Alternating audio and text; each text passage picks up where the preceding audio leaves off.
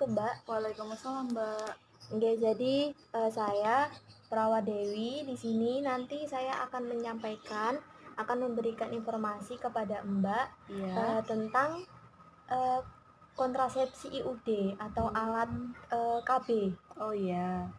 Di sini nanti tujuannya itu eh, se- jadi nanti Mbak itu tahu kontrasepsi IUD itu seperti apa.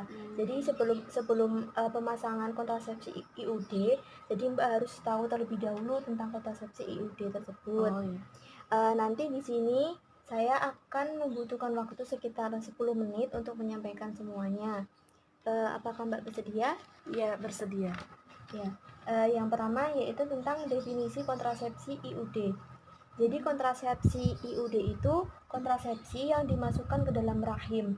Nah, kontrasepsi ini biasanya masyarakat umum itu menyebutnya dengan spiral. Oh. Nah, kenapa ketika kontrasepsi ini diperkenalkan oleh masyarakat umum, ini banyak memikat pada para ibu-ibu setelah melahirkan karena kontrasepsi ini cenderung aman, cenderung mudah, dan cenderung murah. Oh iya, Mbak. Terus ini ada jenis-jenis KB IUD. Itu ada beberapa. Jadi yang biasa dipakai di Indonesia itu ada 3 macam. Ada yang bentuknya seperti ini, itu namanya copper tea. Oh iya. Ya, copper tea ini bentuknya seperti berlengkung-lengkung, kemudian dia lentur dan berasal dari tembaga yang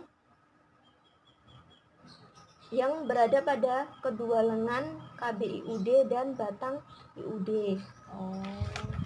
Jadi bentuknya yang koperti tadi seperti ini, Bu. Seperti ini.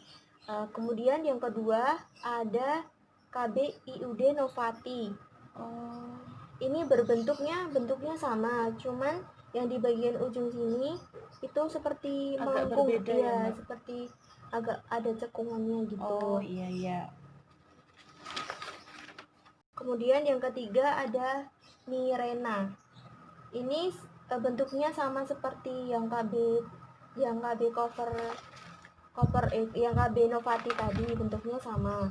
Kemudian namun di bagian samping sini dikelilingi oleh silinder dan silinder ini berguna untuk melepas hormon progesteron sehingga pada ibu hamil ketika memakai KB jenis ini, ini aman untuk ibu menyusui karena tidak menghambat produksi ASI. Oh iya. Nah, untuk pemasangan KB IUD ini itu bisa dilakukan kapan saja selama Mbak itu yakin tidak hamil.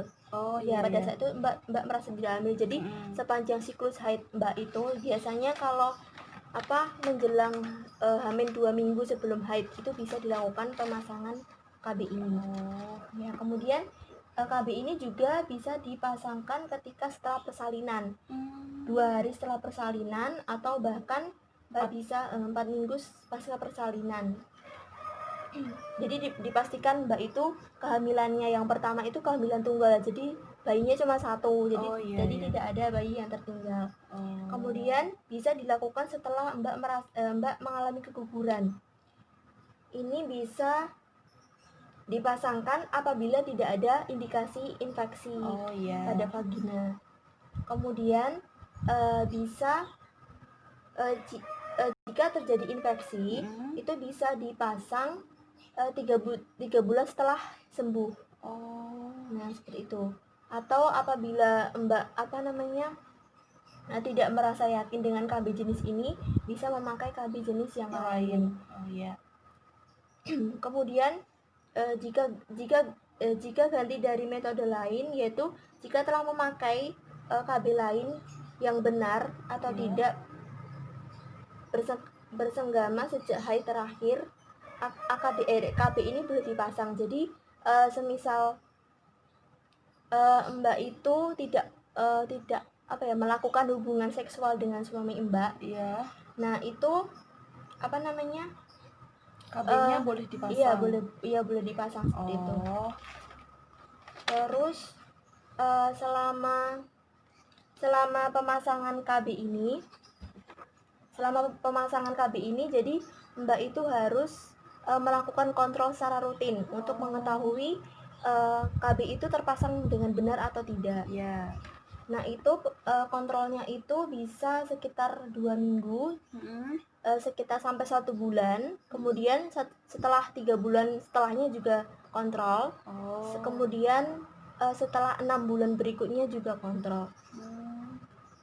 Nah, namun di setiap pemasangan KB itu pasti ada efek sampingnya. Iya. Berikut juga ini juga ada efek sampingnya, yaitu adanya perubahan siklus haid, adanya des minor, kemudian adanya darah yang berlebih ketika haid, kemudian adanya keputihan, dan adanya perubahan pasca berhubungan seksual.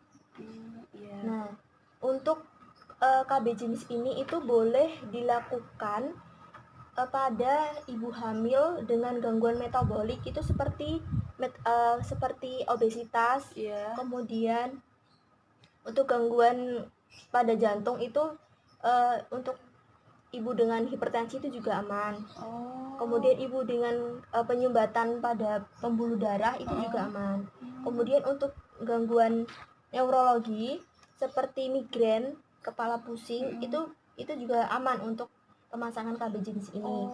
Kemudian ada gangguan sistem reproduksi, itu seperti adanya tumor jinak. Tumor jinak itu masih bisa dipasang, serta adanya peradangan pada panggul itu masih bisa dipasang dengan KB jenis ini.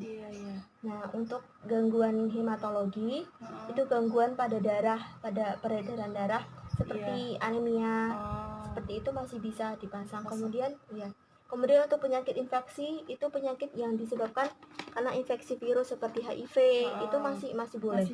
Boleh. Untuk penyakit autoimun itu seperti rematik, seperti itu masih bisa dipasang.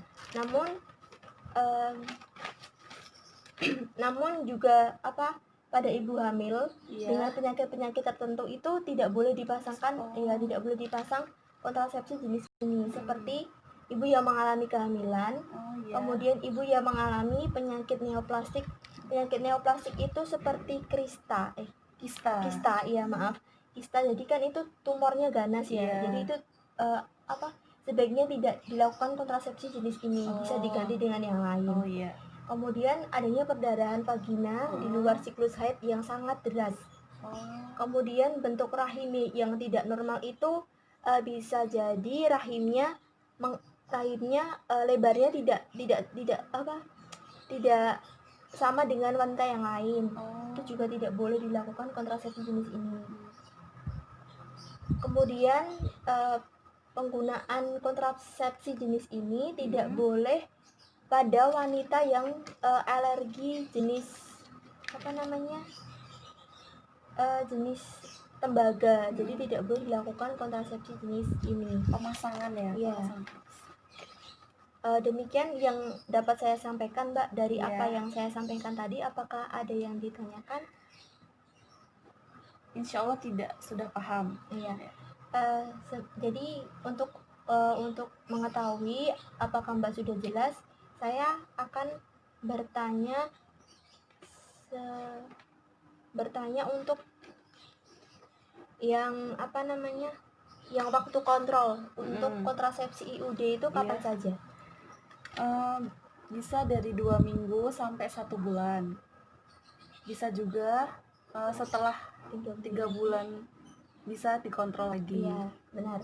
Jadi apa yang saya sampaikan tadi sudah jelas nih, Mbak? Iya, sudah. Jadi nanti semisal Mbak ingin melakukan kontrasepsi jenis ini, jadi Mbak sudah tahu terkait pemasangannya. Iya. Demikian apa yang saya sampaikan tadi, semoga bermanfaat dan jelas. Terima kasih atas kerjasamanya. Saya mohon maaf jika ada salah kata. Saya permisi pamit, Mbak. Assalamualaikum. Waalaikumsalam warahmatullahi wabarakatuh.